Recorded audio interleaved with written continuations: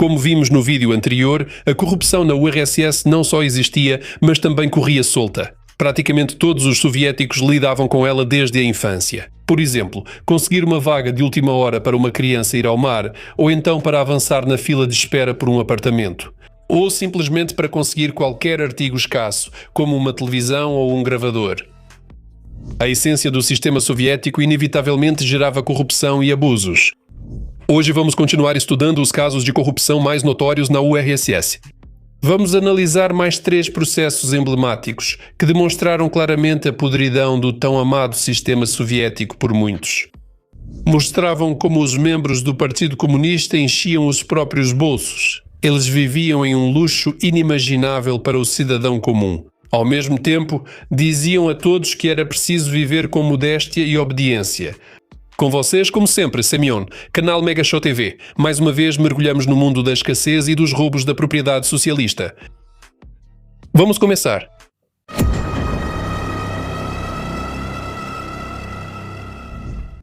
Sholokov e a panelinha policial. Esta história não é um único caso, mas sim uma série de casos ligados ao ministro do interior da URSS, Nikolai Sholokov. Ele era um dos melhores amigos de Brezhnev desde os tempos da guerra. Mais tarde, o futuro secretário-geral sempre promovia seu protegido em todos os lugares. Ao assumir o Ministério do Interior, Sholokov tornou-se uma das pessoas mais poderosas da União. Entrou em rivalidade com outro chefe da segurança, o chefe da KGB, Andropov. Vale ressaltar que, sob o comando de Sholokov, a polícia, especialmente sua alta cúpula, afundou-se em corrupção, abusos e nepotismo. Não sem a conivência direta de seu chefe imediato, é claro. Por exemplo, o primeiro vice-ministro do Ministério do Interior foi nomeado ninguém menos que Yuri Churbanov, genro de Brezhnev. Bastou-se casar com Galina Brezhneva e pronto, de coronel a coronel, e surgiu um ditado popular: não seja um carneiro, case-se como Churbanov. O famoso caso do assassinato na Zhdanovskaya também testemunha a podridão interna da milícia soviética. Em dezembro de 1980, policiais bêbados do departamento da milícia da estação de metrô Zhdanovskaya espancaram até a morte um oficial da KGB para roubar sua cesta de alimentos. Naquela época, levantar a mão contra um agente da KGB era algo impensável. E o assassinato ultrapassou todos os limites. Andropov não perdoou isso e iniciou uma investigação em grande escala que revelou abusos generalizados de autoridade por parte de funcionários de vários departamentos da milícia de Moscou, incluindo lesões corporais, roubos e assassinatos. Mais de 300 funcionários foram demitidos e os envolvidos no assassinato foram condenados e executados por fuzilamento. O golpe final foi dado já após a morte de Brezhnev. Ao assumir o cargo de secretário-geral, Andropov destituiu Sholokov.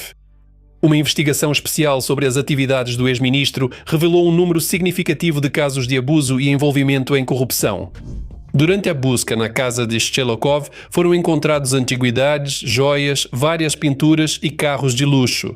O prejuízo total ao Estado foi estimado em 500 mil rublos. Ele foi destituído de todas as patentes militares, condecorações estatais e expulso do partido. Sob pressão, Sholokov se suicidou com um tiro. Quanto a Churbanov, ele foi condenado a 12 anos com confisco de bens, dos quais cumpriu apenas 6, e Galina Brezhneva foi enviada para tratamento obrigatório contra o alcoolismo. Ela viveu seus últimos anos em um hospital psiquiátrico. O caso de Volgogrado. Esse caso estava ligado à corrupção no Ministério do Interior e pode ser visto como uma ramificação do caso Sholokov. Além disso, esse foi o primeiro caso de grande repercussão envolvendo o esquema de proteção da milícia soviética e o desvio de milhões de rublos, obviamente não de graça. Como já viram nos vídeos anteriores, era impossível trabalhar no comércio soviético sem corrupção.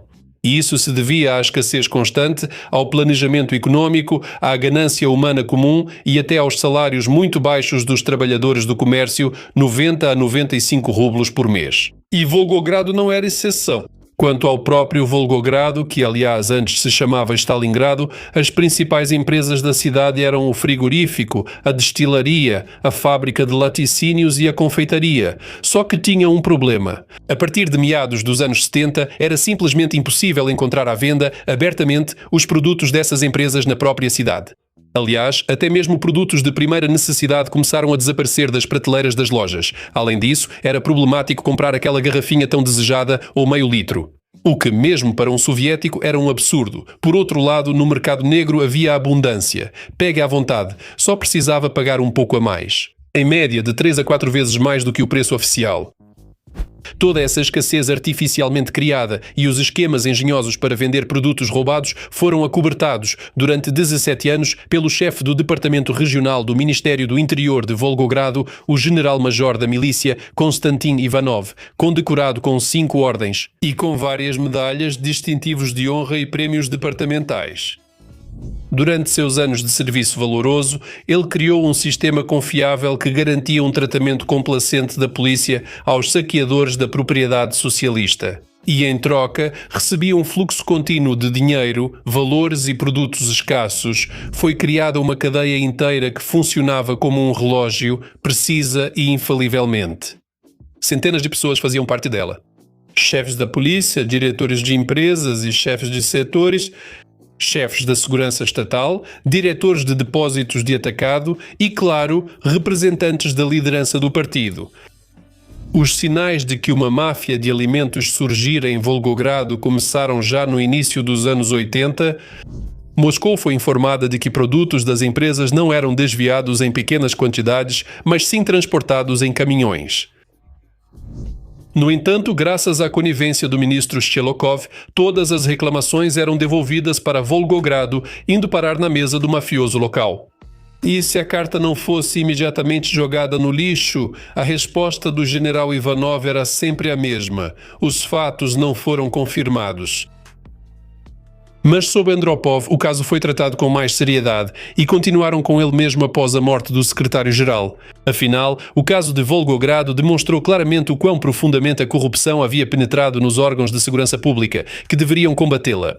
Esses gangsters soviéticos faziam produtos escassos sumirem do comércio oficial para revendê-los no mercado negro a preços inflacionados.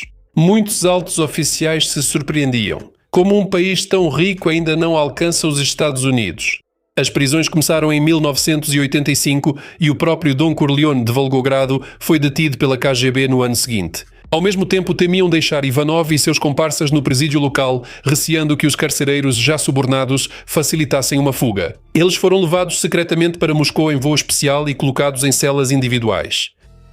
Ao todo, mais de 300 pessoas foram levadas a julgamento no caso de Volgogrado. O general Ivanov e seus comparsas do Departamento de Polícia receberam merecidamente 10 anos de prisão em regime fechado. E Volgogrado deixou de ser um símbolo do passado heroico para se tornar um símbolo de abusos e corrupção entre as forças da lei. E de fato deu origem a um novo conceito na justiça soviética, o crime organizado.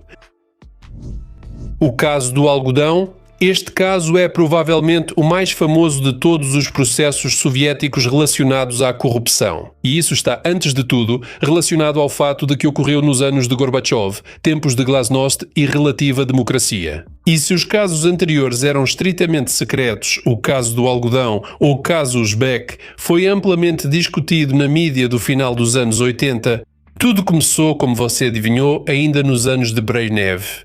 Naquele tempo, o Uzbequistão era liderado pelo primeiro secretário Sharaf Rashidov, uma espécie de czar ou sultão republicano. Havia muitos desses sultões na União. Após o colapso da URSS, alguns se tornaram os primeiros presidentes dos novos Estados. Por exemplo, Niyazov, ex-primeiro secretário do Partido Comunista do Turcomenistão, virou presidente do país. Nazarbayev, primeiro secretário do Partido Comunista do Cazaquistão, virou presidente do país. No entanto, vamos voltar ao Uzbequistão, ou mais precisamente ao problema do algodão. Para o espectador moderno, que muitas vezes se veste com roupas de tecidos sintéticos, isso nem parece ser um problema. Mas há 50 anos os tecidos de algodão eram os mais procurados na URSS e eles eram feitos de uma planta especial chamada algodoeiro. E ele era cultivado, como você deve ter adivinhado, justamente no Uzbequistão.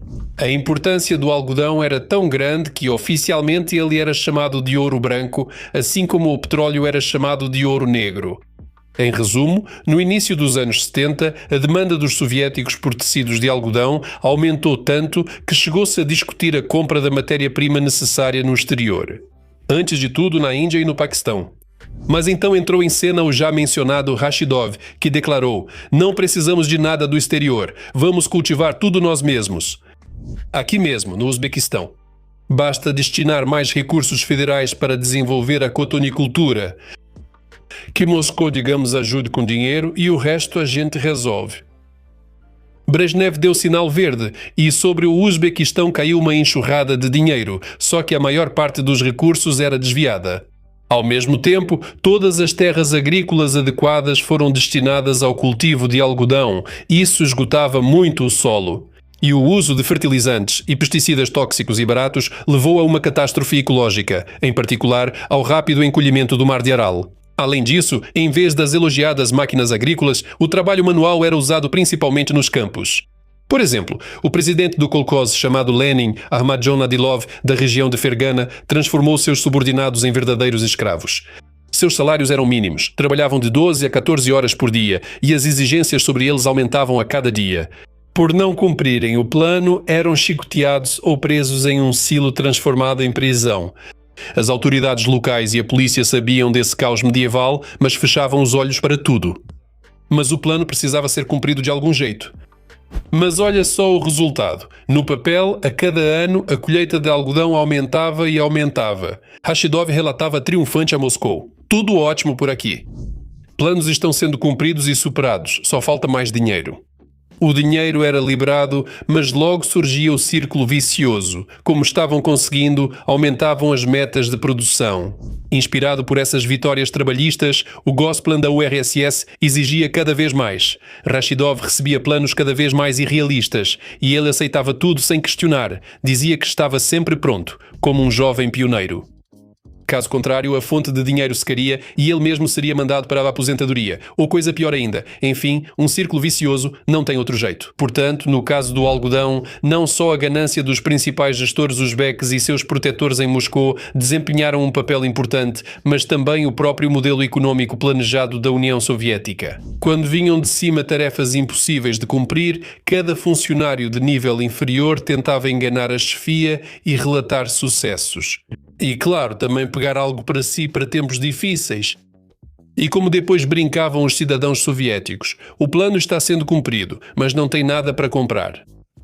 Sobre o fato de que havia algo errado com as colheitas recordes de algodão, Andropov já recebia relatórios no final dos anos 70, os sinais de que as fábricas têxteis estavam enfrentando uma escassez aguda de matéria-prima e que até mesmo hospitais estavam sem materiais baratos como o algodão hidrófilo, que aliás é feito de algodão, não poderiam passar despercebidos pelo onipresente KGB. Mas enquanto Brezhnev estava vivo, Rashidov conseguia sair ileso e até receber novos volumes de financiamento. Assim, o que foi posteriormente estabelecido é que, por exemplo, de 1979 a 1982, Rashidov recebeu 4 bilhões de rublos por algodão que nunca foi entregue.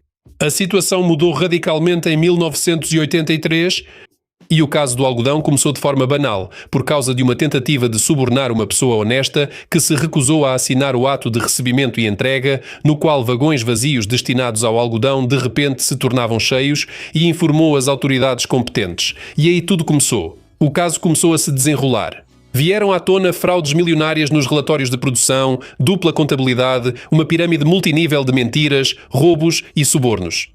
E de Moscou para Tashkent começaram a ligar cada vez mais frequentemente por linha governamental. Rashidov entendia que o caso já não cheirava mais a querosene, mas já estava pegando fogo. Em 31 de outubro de 1983, Rashidov morreu repentinamente, oficialmente de infarto. Mas as más línguas afirmavam que o sultão não coroado, como os jornalistas uzbeques o chamavam, teria cometido suicídio, temendo uma retaliação inevitável por parte de Andropov. Mas sua morte não interrompeu o processo, pelo contrário, até o acelerou. Ao perceberem que o chefe estava morto e que ninguém mais iria defendê-los, muitos dos que haviam se envolvido em corrupção passaram a aceitar mais facilmente acordos com a investigação. Além disso, o sucessor de Rashidov, Usman Khajaev, que criticava abertamente seu antigo chefe, também foi acusado de corrupção. O caso do algodão ganhou tanta força que nem a morte do próprio Andropov, nem a morte de seu sucessor Chernenko conseguiram pará-lo. A investigação continuou mesmo sob Gorbachev. O auge do processo ocorreu justamente entre 1987 e 1988, quando todos os televisores e jornais exibiam reportagens sobre os presos e condenados, quase como boletins de guerra. E os cidadãos comuns da URSS, talvez pela primeira vez, começaram a perceber em que país corrupto eram obrigados a viver. Se é que isso pode ser chamado de vida, é claro. Quanto às punições, elas também se destacavam por uma crueldade exemplar. Aparentemente, para mostrar claramente aos servos que o bom czar sempre punirá os boiardos especialmente gananciosos. Foram condenados ao fuzilamento Usmanov, ministro da indústria algodoeira do Uzbequistão, e Muzaffarov, chefe do Departamento de Combate ao Crime Econômico. Mais de 30 altos funcionários uzbeques foram condenados a longos períodos de prisão. Cerca de 4.000 outros receberam penas inferiores a 10 anos. O Comitê Central do Partido Comunista do Uzbequistão foi amplamente renovado, permitindo que muitos burocratas partidários de médio escalão avançassem rapidamente em suas carreiras. Por exemplo, ao futuro primeiro presidente do Uzbequistão independente, Islam Karimov. Tiramos conclusões. Assim, a corrupção no país da igualdade e prosperidade universal foi condicionada por uma série de fatores sistémicos que tinham raízes nas particularidades da organização económica, política e social da URSS. A escassez de bens e serviços criava um terreno fértil para o suborno a fim de obter acesso a produtos em falta ou privilégios. As conexões informais passaram a resolver problemas, o que na prática legalizou a corrupção. Ao mesmo tempo, a centralização e a falta de controle real sobre as ações dos funcionários do partido inevitavelmente levavam ao uso do cargo para enriquecimento pessoal. De modo geral, a corrupção na URSS não era apenas um problema moral individual, mas um fenómeno sistémico gerado pela própria estrutura do Estado soviético. Ela minava a confiança do povo no governo e se tornou uma das causas profundas do colapso do grande e poderoso sistema soviético. Bom, por hoje é só. Nos vemos no próximo episódio.